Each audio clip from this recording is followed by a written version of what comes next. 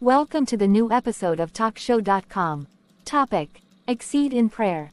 Memory verse: praying always with all prayer and supplication in the Spirit, and watching thereunto with all perseverance and supplication for all saints. Ephesians 6:18. Bible text: Genesis 32, 24-30. 24 And Jacob was left alone, and there wrestled a man with him until the breaking of the day. 25 And when he saw that he prevailed not against him, he touched the hollow of his thigh, and the hollow of Jacob's thigh was out of joint, as he wrestled with him.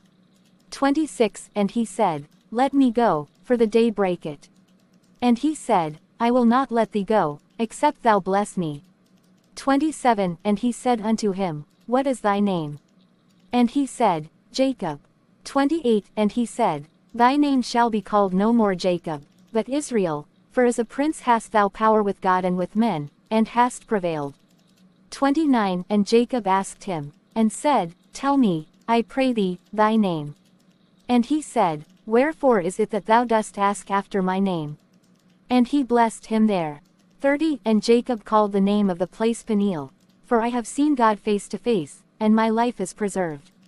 Message: Sometime in 1975, my father in the Lord Pa Josiah Akindayomi came to stay with me in my little house in Yesa, a city in southwest Nigeria. Even though it was a mud house that was plastered with cement, I was happy to host my father in the Lord. When it was nighttime, we prayed together and I prepared to go to bed. As I went into my room to sleep, I saw that he was still on his knees praying, and when El woke up to use the toilet in the middle of the night and again around 5 a.m., the old man was surprisingly still on his knees praying. I was worried, so El asked if there was a problem and he said I would soon understand. I have followed in his footsteps since then, and I truly now understand that, as believers, we ought to pray without ceasing. 1 Thessalonians 5:17.